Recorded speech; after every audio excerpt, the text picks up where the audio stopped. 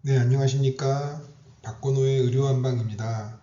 오늘은 두 번째 주제로 2018년도부터 시행되기 시작한 연명의료법 시대의 임종기 의사결정에 대한 내용을 주요 서식인 사전연명의료의향서와 연명의료계획서를 바탕으로 해서 다뤄보고자 합니다. 전체 순서는 임종기 의사결정이라는 이런 제도가 필요한 이유에 대해서 잠깐 말씀을 드리고, 또 그것을 제도화하는 과정이 나름 치열했는데요. 그런 제도화 과정에 대해서 말씀을 드리면서 이어서 실제 사전연명의료의향서와 연명의료계획서라는 이 서식을 바탕으로 해서 어떻게 작성을 하고 그것들이 어떻게 실제 의료 현장에서 절차에 의해서 적용되는지에 대한 내용을 그 실제라는 부분으로 해서 말씀을 드리고, 이어서 이러한 연명의료법이라는 이런 제도 하에서의 여러 가지 한계와 논란, 그러면서도 의의, 그 안에서 우리가 해볼 수 있는 이런 조치들에 대한 내용들을 끝으로 말씀을 드리고자 합니다. 그래서 크게 나누어서 이런 배경과 실제 또 의미라는 부분으로 나누어서 말씀을 드리고자 합니다. 본격적으로 내용을 다루기에 앞서서 일반적인 암 환자의 치료의 여정이라고 할까요? 이 부분에 대한 내용을 좀 인지를 하시고 그 과정에서 적용되는 용어에 대해서 조금 명쾌하게 설명을 하는 게 필요할 것 같아서 다음처럼 슬라이드를 준비하였습니다. 그래서 암 환자가 이제 최초의 진단이 된다면 그 시점에서 이제 보통 수술 같은 완치 목적의 치료를 할 수 있는 초기 암 단계가 있겠고요. 그렇지만 초기 암 단계에서 암이 재발을 하거나 혹은 초기 진단 시점부터 사기로 진단되는 경우에 있어서는 뿌리 뽑는 목적의 치료가 아닌 완화적 목적의 다독거리진 목적의 치료를 하게 됩니다. 이때부터는 전신 항암 치료가 주요 치료가 되고 초기의 사기라 할지라도 증상이 많지 않은 경우들도 많기 때문에 이런 항종양 치료, 항암 치료가 주된 치료의 중심을 차지하게 됩니다.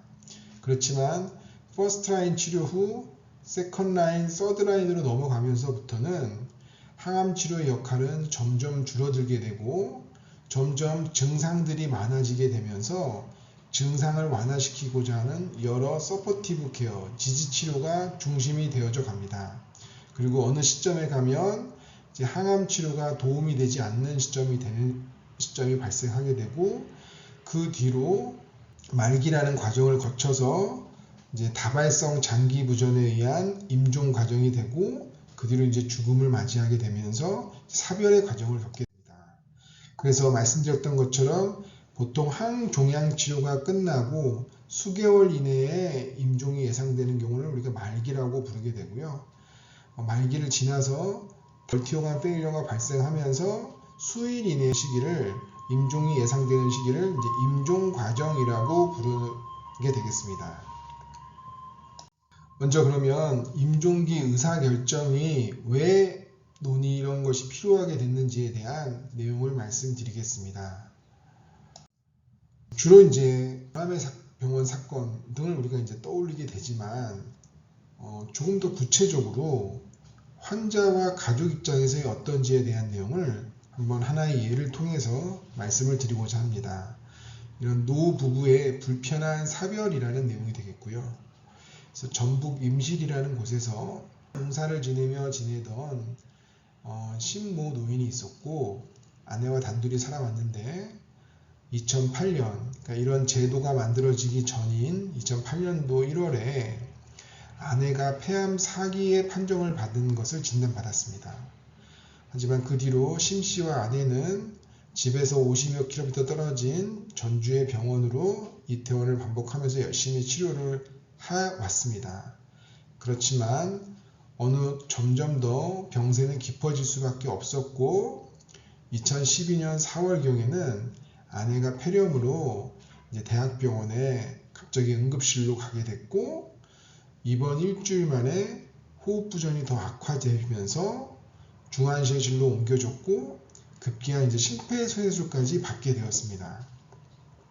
그 뒤로 의식이 거의 없어진 아내는 코를 통해 영양 공급을 받았고 이제 인공호흡기에 의존해서 이제 연명을 하고 있었습니다. 심 씨는 아내를 집으로 데려가고 싶었지만 당시에는 이러한 제도적 절차가 없었기 때문에 이런 위독한 환자를 무조건 퇴원하거나 집으로 데려갈 수 없다고 만류를 했고, 그런 상태에서 그런 아내의 모습을 보기 힘들었던 이 심 씨는 중환자실로 옮겨진 다음 날 과도를 들고 가서 영양 공급 튜브를 자르고 인공호흡기를 잡아 빼고 그 후 아내는 10여 분만 이제 숨졌습니다.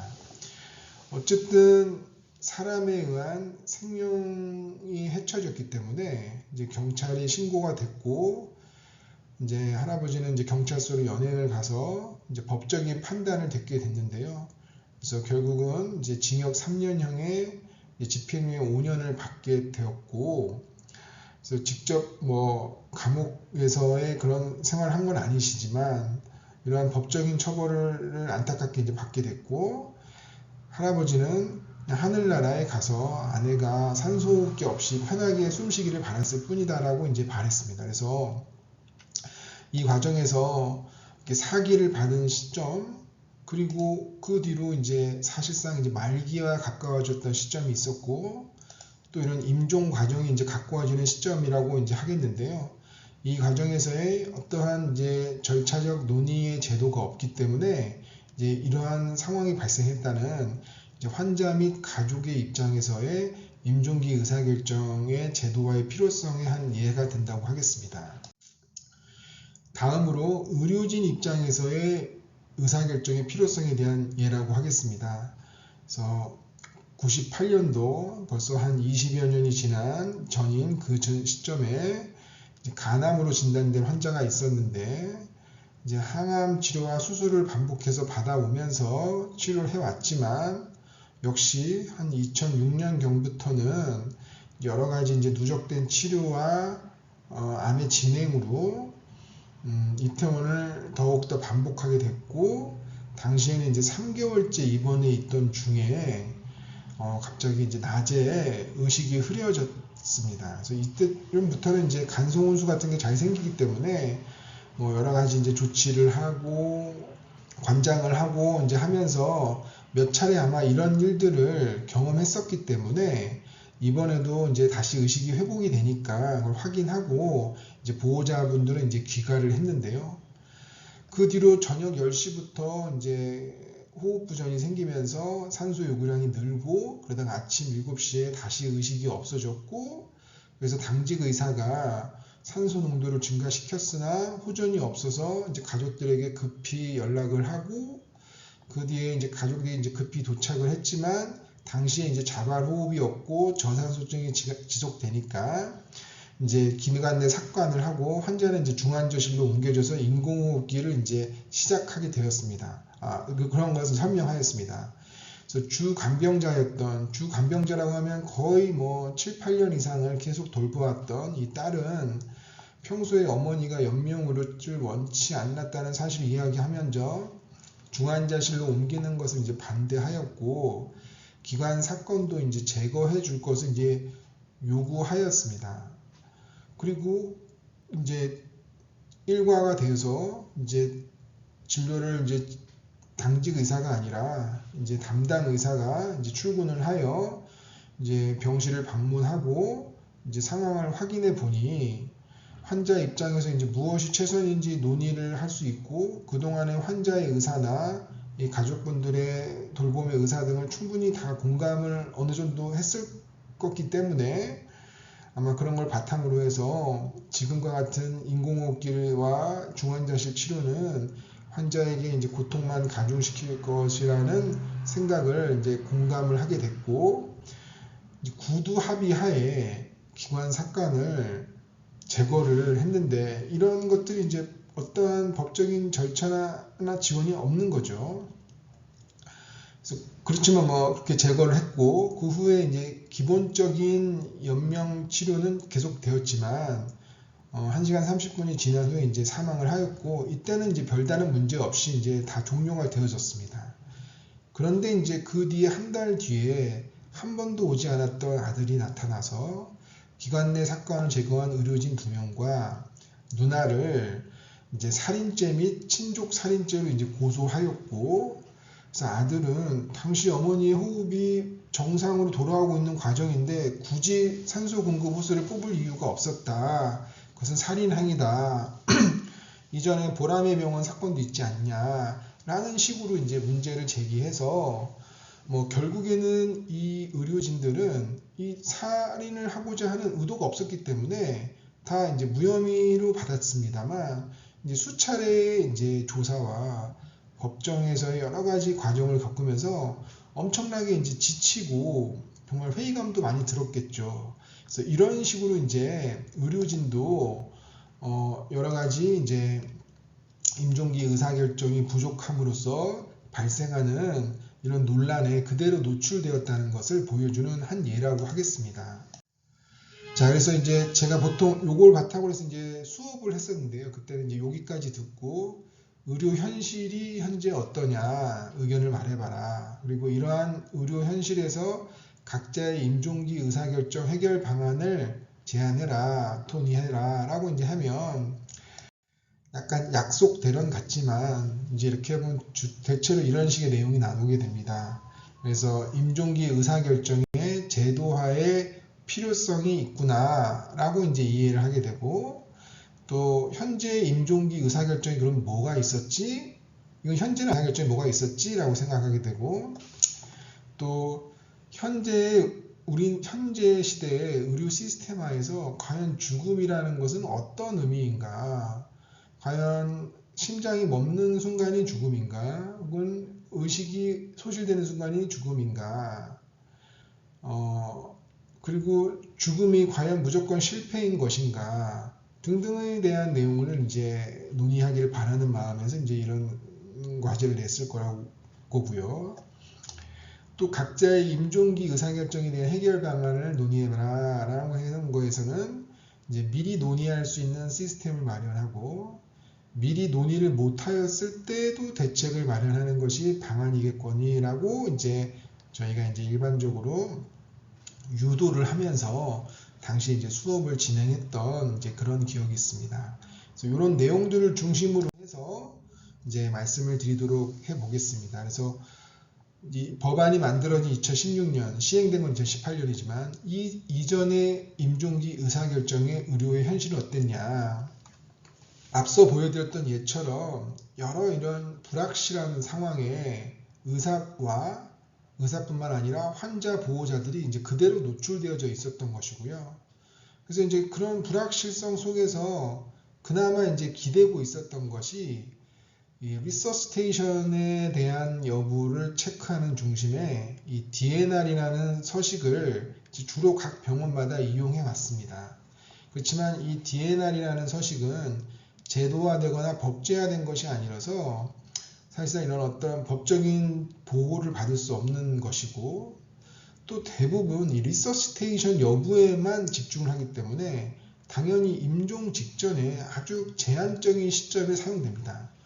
제 경험에서도 대부분 산소 요구량이 리저브 10리터 이쯤 갈 때 그때 환자도 흥분하고 보호자도 흥분하고 의사도 모두 흥분한 상태에서 거의 언성이 높아지며 고함 지르듯이 서로 의견을 주고받다가 작성하는 서식이었던 기억이 사실 많습니다. 또 그렇기 때문에 환자가 자신에 대한 셀프 디터미네이션, 자기 결정을 하지 못하고 대부분 보호자와 의사 사이에 이제 결정이 이루어지는 경우가 대부분인 아주 그런 식의 이제 문제가 이제 많았던 것이라고 이제 보면 되겠고요. 또 현대 사회로 오면서 이제 죽음이라는 부분이 약간 이제 괴리되어지면서 나타나고 있습니다. 그래서 예를 들면 이제 핵가족화가 되면서 과거처럼 우리는 집에서 할아버지 할머니의 죽음을 맞이하지 못하기 때문에 죽음이라는 것을 볼 수 있는 것은 점점 더 괴리되어져 가고요. 그러면서 한편으로는 의료와 의학이 발전하니까 여러 가지 치료법들이 개발이 돼서 과거에는 도움이 받지 못했던 환자들도 도움을 받지만 반대로 그로 인해서 우리들의 의료 인뿐만 아니라 환자들이나 보호자분들에게 있어서도 바로 이제 죽음이란 실패와 거의 동일시되는 그런 것이 만들어지면서 의료 집착의 고리가 시작되는 그런 상황들도 이제 만들어지고 있었던 게 2016년 이전의 이제 현실이었습니다. 그래서 이런 부분들에 대해서 이 도시에서 죽는다는 것이라는 책이 있는데 이 호스피스를 전문으로 했던 간호사 선생님께서 작성한 글인데 한번 읽어보신다면 이런 부분들에 대한 내용을 조금 이렇게 한번 정리할 수 있는 기회가 될 것 같아서 이제 소개해 드립니다. 그래서 이러한 문제들로 인해서 제도화를 하는 것이 좋겠다라는 그런 이제 본격적인 이제 시도가 시작이 되었고 그에 대한 내용을 이제 말씀을 드리겠습니다. 그래서 이런 임종기 의사결정의 해결책으로서는 이제 크게 두 가지가 있을 수 있는데요. 하나는 말씀드렸던 것처럼 제도화하자입니다. 제도화하자는 것은 쉽게 말하면 법적으로 지원받을 수 있는 확실한 서류를 마련하자는 것이었고요. 이런 논의가 2000년대 후반부터 쭉 이어져서 뭐 연명의료 관리 지침이니 권고안이니 등등이 만들어지다가 이제 연명의료 환자 결정권 제도화 법안이 가안이지만 이제 만들어지기 시작했습니다. 당시 초기에는 말기 환자의 무의미한 연명 치료의 중단이라는 일종의 모토로 이제 시작을 했는데요. 이 논의의 과정은 사실은 아주 많이 치열했습니다. 특히 사람의 생명이라는 부분에 대해서 그것이 우리 사회를 이제 어떤 유지시키는 근간이 될 수 있기 때문에 그 근간을 이제 건들 수 있는 부분들에 대해서 아주 우려와 그런 것이 많았고, 그래서 어떤 종교계와 의료계 사이에 아주 치열한 논쟁이 많았습니다. 당시 종교계에서의 이런 의견들은 아주 이제 극단적인 근본주의 어떤 종교인들뿐만이 아니라 오랜 시간 호스피스에 임하고 다른 여타 종교에도 오픈된 마인드를 가졌던 그런 분들도 사실은 이 제도에 대해서 많은 우려를 표현했기 때문에 저는 개인적으로는 충분히 그런 걱정과 그런 부분들이 이해하고 이제 귀담아야 될 부분이라고 저는 사실 생각을 하고 있고요. 그래서 그런 치열한 논쟁 속에서 이 제도화를 하더라도 아주 좁혀서 논란이 없게 최소화하자라는 이제 시도가 이루어졌고 그렇게 하지 않으면 또 진행이 이루어질 수 없는 상황이었기 때문에요. 그래서 이제 요 말기라는 표현보다는 임종 과정, 임종기 혹은 임종 과정이라는 아주 좁은 과정으로 이제 좁혀서 이 제도를 적용할 수 있도록 하자라는 식으로 이제 의견을 모았고 무의미한이라는 부분은 아예 제외를 해서 여기에 대한 선입견을 갖지 않도록 했고 연명 치료보다는 연명 의료, 중단보다는 결정이라는 좀 더 가치 중립적인 표현을 써서 논란을 최소화하는 방향으로 하기 위해서 임종 과정 환자의 연명 의료 결정이라는 하나의 모토로 제도화를 하게 되었습니다. 그래서 이렇게 제도화를 하는 것은 꼭 이제 우리나라만 있었던 것은 아니고요. 대표적으로 이제 미국을 중심으로 해서 이렇게 사전 연명 의료 의향서나 연명 의료 계획서라는 서식을 바탕으로 해서 법적인 지원을 받는 양식으로 또 가장 논란이 되는 대리 결정도 이제 가능하게 해서 이런 제도화의 과정이 이제 있어 왔던 축이 있고요. 그에 반해서 주로 이제 호스피스 업무를 오랫동안 해왔던 의료인들 중심으로 하여서 환경을 조성하자. 그래서 이거는 이제 영국 중심의 이제 유럽인데, 그래서 유럽에서는 이런 서식들이 그렇게 보편화되어 있지 않나 봅니다. 이런 서식을 몇 명 했다고 논문으로 나올 정도이기 때문에, 그래서 이런 데서는 아예 그냥 이런 서식에 기대는 게 아니라 자연스럽게 경과로 바라볼 수 있는 환경과 논의의 환경을 만들자라는 것이 이제 환경을 조성하자는 이제 두 축이라고 보면 되겠습니다. 그렇지만 우리나라는 어쨌든 그 시작점을 일단 제도화하자는 이제 틀 안에서 이제 시작을 하게 됐고요. 이 부분에 대한 내용을 말씀을 드리겠습니다. 그래서 이런 제도화의 과정은 크게 이제 5가지 항목이라고 할 수 있겠는데요. 첫 번째는 이제 대상 환자에 대한 선정이 되겠는데요. 처음에는 뭐 임종 과정의 환자부터 말기나 식물인간 등등까지도 이제 논의의 대상이 있었지만 말씀드렸던 것처럼 그러한 논란을 최소화하기 위해서 말기나 식물인간 환자는 이제 제외하는 것으로 임종 과정에 국한된 제도로 적용하도록 이제 만들어졌고요. 대상 의료에 있어서도 심폐소생술이나 인공호흡기, 혈액투석, 항암제 투여 같은 특수 연명 의료뿐만이 아니라 일반 연명 의료 같은 것에도 같이 이제 논의의 대상으로 삼았지만 이 역시도 이러한 일반 연명 의료까지 중단하는 것에 대한 언급은 아예 제외하기로 하였고 법안에서는 제외를 넘어서 아예 해야 한다로 명시함으로써 여기에 국한된 제도화임을 분명하게 해왔습니다. 가장 논란이 됐고 가장 이제 어려운 결정이었던 환자의 의사를 그럼 어떻게 확인할 것이냐의 이제 내용이 되겠는데요. 당연하겠지만 환자의 명시적인 의사가 존중되어야 하는 것은 이제 당연히 이제 중요하다는 건 이제 누구나 알 거라고 생각이 되고 그렇지만 환자의 의사를 밝히지 못했을 때 환자의 의사를 추정하거나 환자의 의사를 누군가가 대리 결정하는 것에 대해서는 정말 이제 치열한 논의가 있었고 그렇지만 이제 이것에 대한 논의도 그래도 어느 정도의 절차를 마련해서 가능하도록 이제 법안에서는 마련이 됐습니다. 예를 들어서 의사 추정이라는 것은 가족 2인 이상이 환자가 연명으로에 대한 자기의 의사를 일관되게 표현해왔다는 것을 확인하고 진술하면 의사를 추정할 수 있도록 했고 그런 의사를 추정할 수 없다 할지라도 가족 전원이 어떤 이 연명의료 중단 등에 대해서 합의를 하고 그걸 의사 2인이 확인이 한다면 대리 결정도 가능한 것으로 했고 또 병원 윤리위원회 등에 의한 대리 결정도 가능하도록 이제 법안이 만들어졌습니다. 그 다음으로 이제 이러한 제도와 방법들이 이제 논의가 됐을 거고 끝으로 연명의료와 관련된 문화 조성, 앞서 말씀드렸던 환경을 조성하자는 쪽의 의견을 그래도 조금이나마 받아들이기 위해서 이쪽도 이제 한 꼭지로 하여서 이렇게 제도화의 과정에 한 틀로 이제 포함을 시켜서 제도화를 하게 되었습니다. 그래서 이제 법안이 이제 완성되는 과정에서는 지금은 연명의료법이라고 해서 이 연명의료 임종기 의사결정과 관련된 서식과 그 부분에 대한 내용만 우리가 이제 관심을 갖고 하고 있지만 말씀드렸던 것처럼 이 최초의 시작은 환경을 조성하자는 호스피스 완화의료라는 측면과 임종 과정에서의 연명의료 의사결정이라는 이 두 가지 부분을 축으로 포함해서 이제 법은 이제 만들어졌기 때문에 원래 법령은 호스피스 완화 의료 및 임종 과정에 있는 환자의 연명 의료 결정에 관한 법률이었습니다.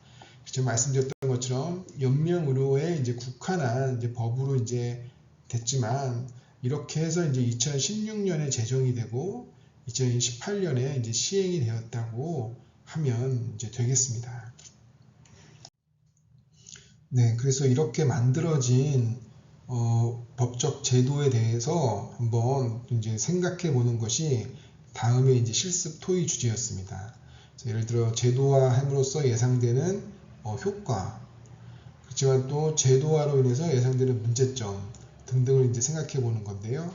이거는 추후에 이어서 또 말씀을 드리도록 하겠습니다.